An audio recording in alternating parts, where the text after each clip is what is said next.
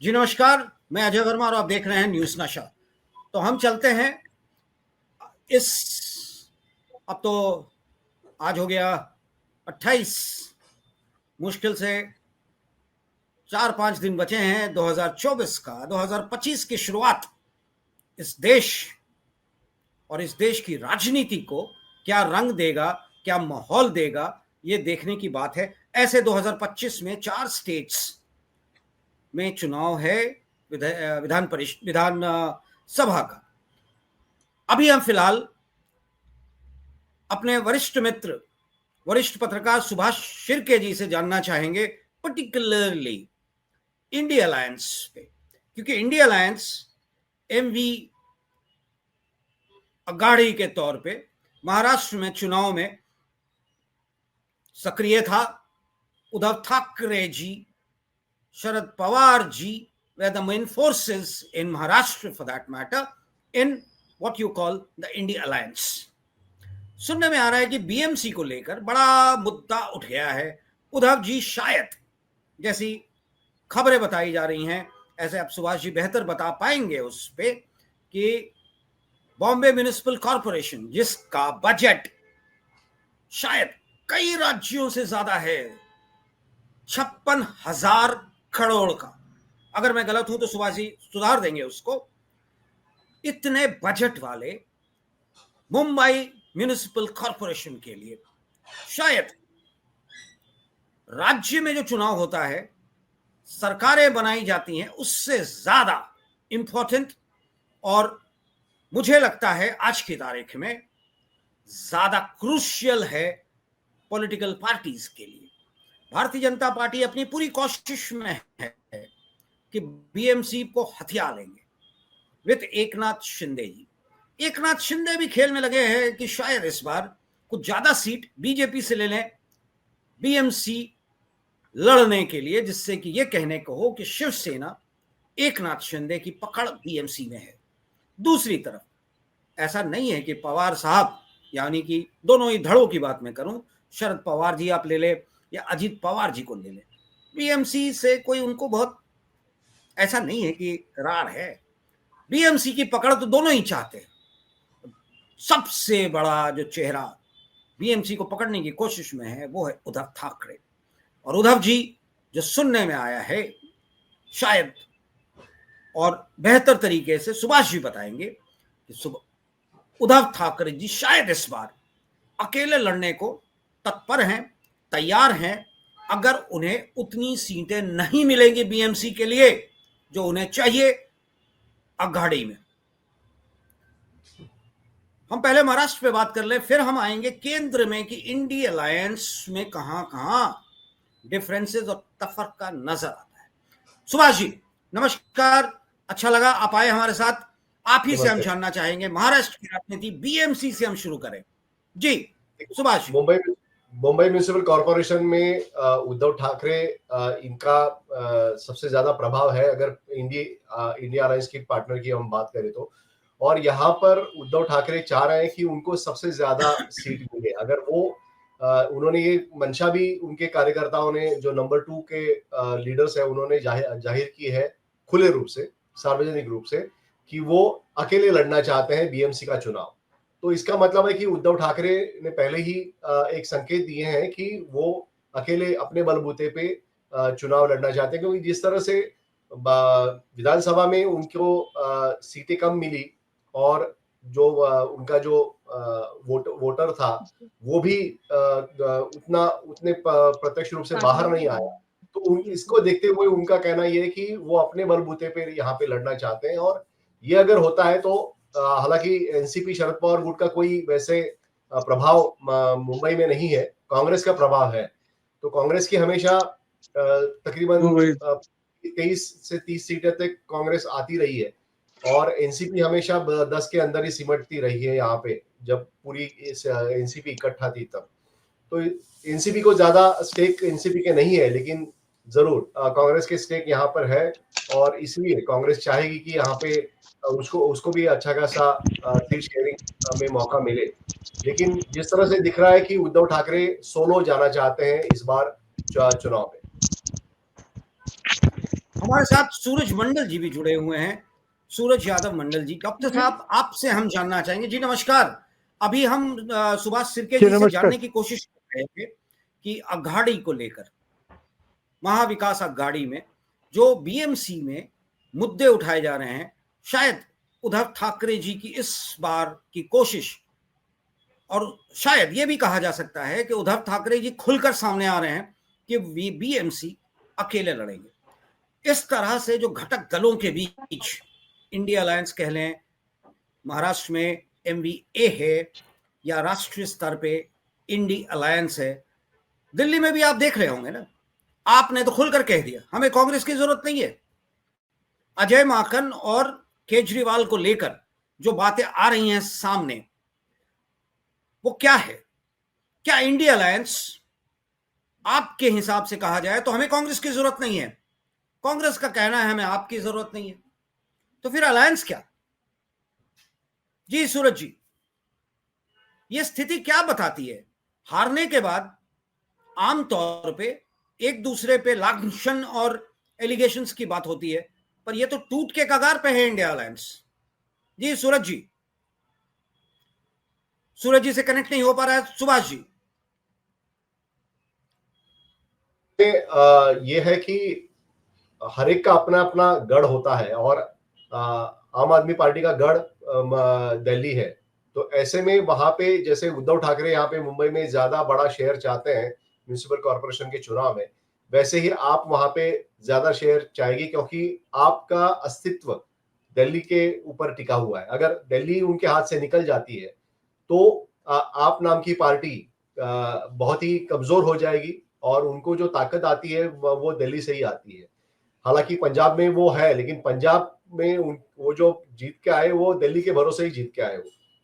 तो अगर अरविंद केजरीवाल इनको अपना रिलेवेंस राजनीति में रखना है तो दिल्ली में उनको सत्ता हासिल करना बहुत ही जरूरी है। और यहाँ पर वो उनकी कंप्लेंट ये है कि अजय माकन जो कांग्रेस के बड़े नेता है और दिल्ली के बड़े नेता माने जाते हैं, वो बीजेपी की भाषा बोल रहे हैं, ऐसा उन्होंने आरोप लगाया है। संजय सिंह इन्होंने खुले रूप में, सार्वजनिक रूप में उन्होंने प्रेस कॉन्फ्रेंस करके ये आरोप लगाया कि अजय माकन ये बीजेपी की भाषा बोल रहे हैं और कांग्रेस के उम्मीदवार जो है उनको बीजेपी स्पॉन्सर कर रही है। तो ये बहुत बड़ा आरोप है और इसको कांग्रेस को सफाई देनी होगी। अगर ये बात होती है तो इसका मतलब है कि इंडिया अलायंस के पार्टीज जो है वो एक दूसरे को भिताराघात करने के लिए यहाँ पे काम कर रहे हैं। और अगर ऐसा होता है तो ये अलायंस टूट के रहेगा, ये अलायंस कोई रहेगा नहीं। लेकिन दूसरा ये है कि हमेशा एक होता है कि कोalition पॉलिटिक्स में एक दूसरे के ऊपर हावी होने के लिए ऐसे आरोप किए जाते हैं और एक दूसरे के ये भी होता है कि उनके जो घोर विरोधी हैं उनसे भी बातचीत वो करते ऐसा दिखाया जाता है। जैसे मसलन शरद पवार जब 1999 में महाराष्ट्र में कांग्रेस से के साथ उन्होंने वो अलग अलग होके उन्होंने चुनाव लड़ा था विधानसभा का, उसके बाद ये बातें उन्होंने जरूर फैलाई थी कि बीजेपी के साथ वो सीट शेयरिंग की पे बात कर रहे हैं या सत्ता स्थापित करने के लिए बात कर रहे हैं। तो उससे दबाव कांग्रेस पे आया था और कांग्रेस मान गई थी उनका जो भी दांवपेच था पॉलिटिकल ज्यादा शेयर हासिल करने का, मंत्रिमंडल में ज्यादा शेयर हासिल करने का। तो ये बात होती रहती है कोalition पॉलिटिक्स में। अभी हमें पता नहीं है कि असल में अजय माकन और बीजेपी के कोई साठगांठ है क्या, बीजेपी और कांग्रेस के उम्मीदवारों की कोई साठगांठ है क्या, और ऐसा कोई फॉर्मूला बीजेपी ने पहल की है क्या कि कांग्रेस के उम्मीदवारों को वो धन देंगे चुनाव में, तो ये देखना होगा। जी हम चलते हैं सूरज जी के पास। सूरज जी हमारे साथ जुड़ गए हैं। सूरज जी, इंडिया अलायंस को लेकर जो सवाल मैंने सुभाष जी से पूछा, एक तो पहले मैं गया था एमवीए को लेकर, जहां बीएमसी में उद्धव जी अकेले लड़ने को तत्पर हैं और शायद इस बार तैयार भी है। दूसरी तरफ दिल्ली की बात हम कर ले, आपने खुलकर कह दिया कि कांग्रेस की जरूरत नहीं है हमें। कांग्रेस ने भी, शायद अजय माकन जी का स्टेटमेंट था जो आपने भी देखा होगा। ये क्या हो रहा है? इंडिया अलायंस क्या लोकसभा के बाद 2 राज्यों में जीतने के बाद भी इस स्थिति में कांग्रेस की, ये स्थिति कांग्रेस की हो गई है कि रीजनल फोर्सेस अब अब रीजनल फोर्सेस भी उनको अपने हिसाब से खिलाना चाहते हैं। दिल्ली की बात मैं कर रहा हूं। सूरज जी। अजय जी, मैं सबसे पहले एक करेक्शन करूंगा। मैं जी इसको जी। इंडिया अलायंस कहता हूं। इंडिया अलायंस एक ओछी सोच भारतीय जनता पार्टी और उनके तथाकथित जो उनके जो स्ट्रेटेजिस्ट हैं, उन्होंने ये नहीं नाम दिया था। नहीं, नहीं नहीं, सूरज जी, सर इंडिया सुन लिया अलायंस का जाए। मतलब ये इस पे नहीं नहीं, इस पे आप अभी मत रिस्पॉन्ड कीजिए, मुझे पूरा नहीं बोल नहीं लेने नहीं, दीजिए। मैं ये आपको नहीं, बताऊंगा इसलिए क्यों कह इंडिया रहा हूँ अलायंस कि का। उनके बड़ी, मैं जानता हूँ वहाँ जो सोच वाले लोग हैं वो इसी ये बचकाना सा चीज की एनडीए हो सकता है, नेशनल डेमोक्रेटिक अलायंस, लेकिन जब इंडिया आएगा तो उससे अलायंस अलग कर देंगे। उस तरह का बचकाना वाला चीज ये लोग करते हैं। और ये लोग प्रधानमंत्री से लेके नीचे के लोग इंडी इंडी कर रहे थे, उससे कोई फर्क नहीं पड़ने वाला है। India means India and India alliance. जहां तक एग्जैक्ट। सवाल आपने दिल्ली का पूछा, देखिए कांग्रेस की बहुत बुरी स्थिति है दिल्ली में, और उस स्थिति का कारण है हम नाम दिए हैं वो मेरा और हम लोगों की जब बातचीत होती है तो हम लोगों ने एक वर्ड कॉइन किया, कांग्रेस संघी, यानी कांग्रेस के अंदर जो संघी है।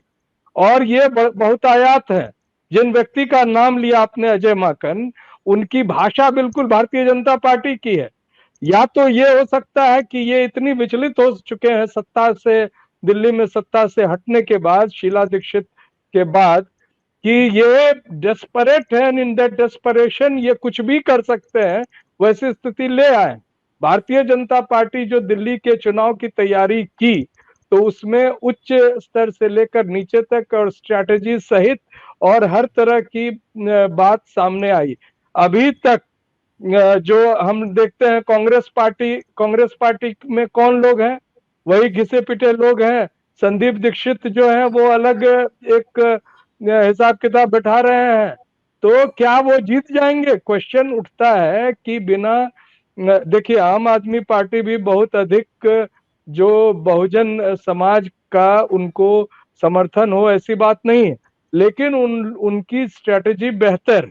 और दूसरी बात यह है, देखिए कि दिल्ली में इन्होंने और आम आदमी पार्टी के एक वरिष्ठ नेता और पूर्व मंत्री राजेंद्र पाल गौतम पार्टी छोड़कर शामिल हुए कांग्रेस पार्टी में। और चूंकि मैं उनके संपर्क में रहता हूं, मैं जानता हूं कि वो इस सक्षम है दिल्ली के अंदर जो दलित वोट्स हैं, और दिल्ली में अगर ले लें तो भारतीय जनता पार्टी की बराबर स्ट्रेटेजी रही है कि दिल्ली के दलित वोट्स में लगभग दो फार किया जाए, यानी कि जाति के आधार पे अलग अलग किया जाए, और उसमें काफी हद तक वो सफल भी है। एक सेक्शन जो दलित का है वो वोट बीच बीच में बीजेपी को भी करता है, लेकिन एक बहुत बड़ा फर्क पड़ता है सिंबल का भी। आम आदमी पार्टी का सिंबल जब झाड़ू मिला था तो उसके बाद से एक बहुत बड़ी संख्या लोगों की थी जो जुड़ चुके थे आम आदमी पार्टी से, और आम आदमी पार्टी ने जो सवाल उठाया, कांग्रेस उस पर बिकी हुई थी, कांग्रेस कॉरपोरेट के हाथ में खेल रही थी, पानी बिजली के दाम लगातार बढ़ रहे थे, दिल्ली के आम लोगों को सबसे अधिक चिंता रहती है उनके बजट की, वो कैसे रहेंगे, और घरों की चिंता। और उसके लिए वो एक अपना ये देख रहे थे कि कौन सी पार्टी है जो उनको इस मुहिम में उनका साथ देगी, यानी कि बिजली पानी को एक व्यवहारिक जो रेट है उस पर उपलब्ध कराएगी। आम आदमी पार्टी उसमें सफल रहा। दूसरी बात देखिए, एक यहाँ पर हम लोग बार बार कहते हैं कि इलेक्शंस मैनिपुलेट हो रहे हैं, लेकिन उसके बाद भी जो तथाकथित इतने बड़े बड़े जो विश्लेषक हैं, वो एक नैरेटिव अभी दिए हैं नेशनल पॉलिटिक्स में जो चल पड़ा है कि महिलाओं का वोट एकदम जबरदस्त पड़ गया, पूरे महाराष्ट्र में उड़ेल के पड़ गया जो बीजेपी एंड अलायंस को, और इसलिए वो जीत गए। क्योंकि इतना, इसी तरह झारखंड में भी जो महिलाओं का वोट जो था, चूंकि उनकी एक राशि उन्होंने तय की थी जो सरकार वहां हेमंत सोरेन की थी, और उसके कारण वो वोट मिल रहे थे झारखंड मुक्ति मोर्चा को। इसी नैरेटिव के तहत आजकल बिहार में तेजस्वी जी भी उसी लाइन पे चल रहे हैं, माँ बहन योजना क्या क्या करके वो बता रहे हैं। ये सब मिसनोमर है, मिसकंसेप्शन है। और पूरी के पूरी चुनावी प्रक्रिया में आप देखेंगे तो जब लोकसभा चुनाव था यहाँ, तो कन्हैया जी जैसे व्यक्ति जो जेएनयू से हैं और दिल्ली में वो एक कैंपेन कर रहे थे, लेकिन he was not ready to receive votes.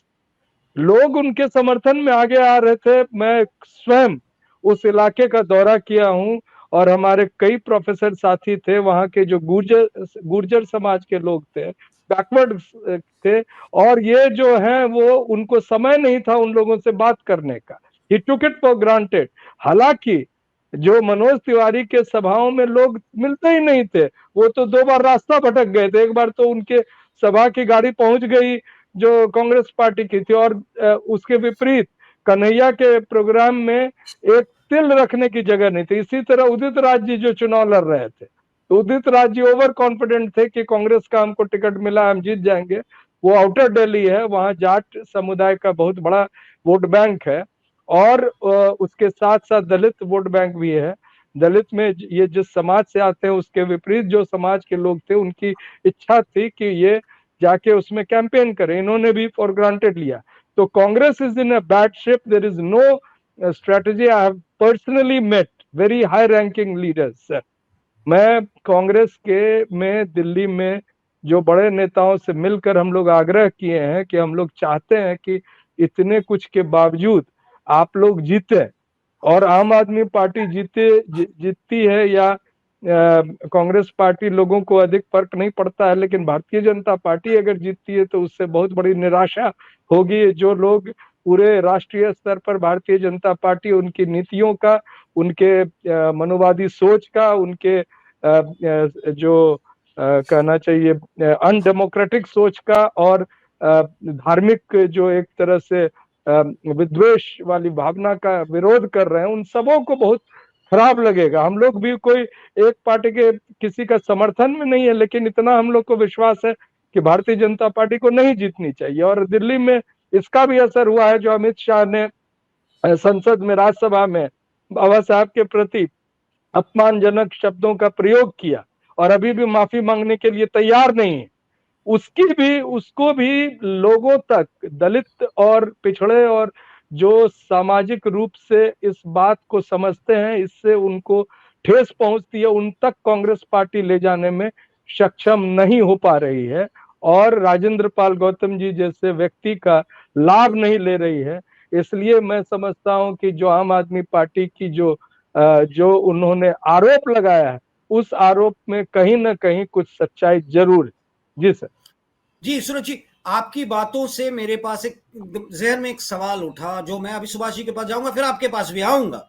Definitely ये सवाल ये उठता है कि क्या Congress in the days to come has failed to realise the real sentiment of the voters, और देश के लोगों का जो एक सेंटिमेंट है। कांग्रेस क्या फीडबैक पे काम नहीं कर, सिर्फ जो आसपास कुछ लोग हैं उस परिवार से जुड़े हुए, उनके ही बेसिस पे अपनी राजनीतिक गतिविधियों को आगे बढ़ाने की कोशिश करती है? शायद इसका ही असर देखने को मिल रहा है आपके हिसाब से। मैं आपके हिसाब से इसलिए कह रहा हूं कि quote and quote India partnership में, इंडिया ग्रुप की बात मैं कर रहा हूं, इंडिया अलायंस, सॉरी, मेरे कहने का मतलब था कि इंडी अलायंस, ए को मैंने अलायंस मान लिया था, इंडिया ग्रुप, मैं उसी की बात कर रहा हूं। मैं उस पे, क्योंकि देखिए डिफरेंसेस, अंदरूनी भीतरघात, एक दूसरे पे विश्वास नहीं, इस ग्रुप में सामने नजर आता है, और इसी का रिजल्ट है जो लोकसभा में दिखा।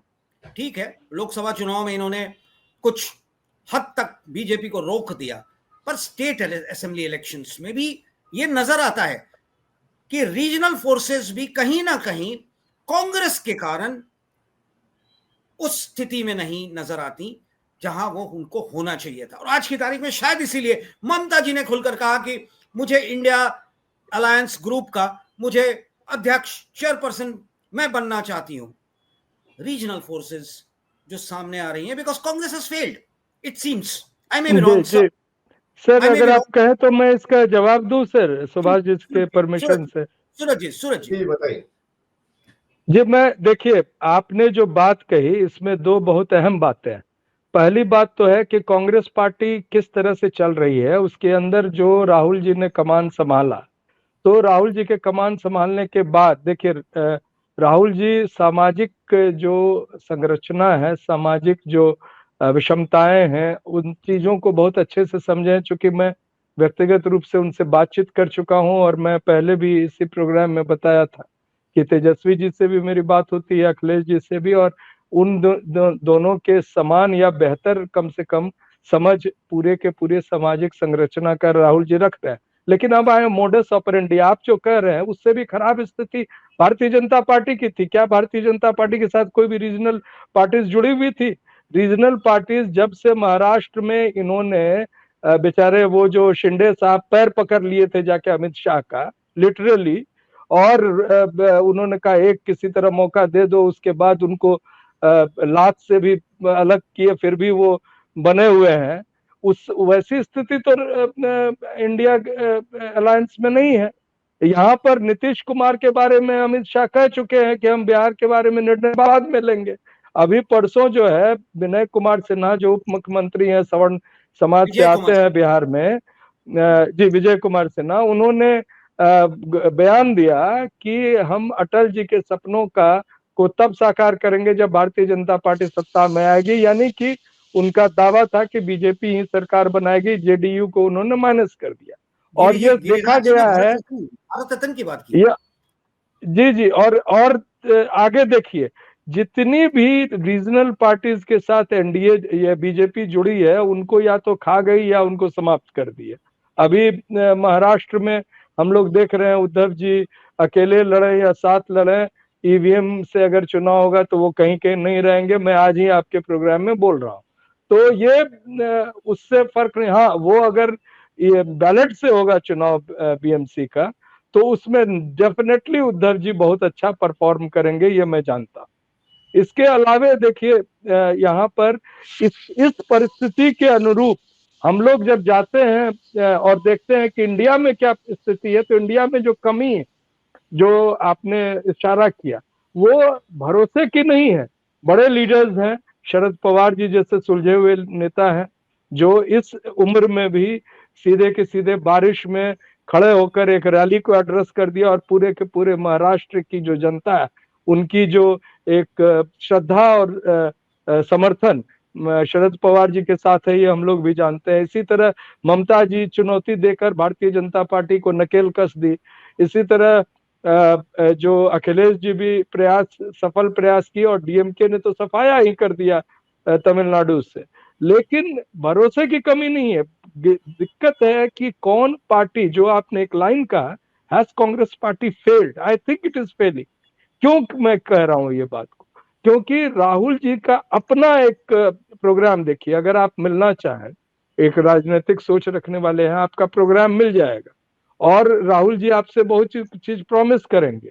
उसको बाद में जो एक्शन टेकन, जो रिपोर्ट होता है, यानी उस बातचीत पर क्या हुआ, उस पर क्या प्रतिक्रिया हुई, या उस पर क्या आप कांग्रेस पार्टी ने सोच आगे बढ़ाया, वो नील है, जीरो है। कांग्रेस पार्टी में राहुल जी के प्रति बहुत से ऐसे लोग हैं जो छटपटाहट महसूस करते हैं जब भी वो सामाजिक न्याय की बात करते हैं।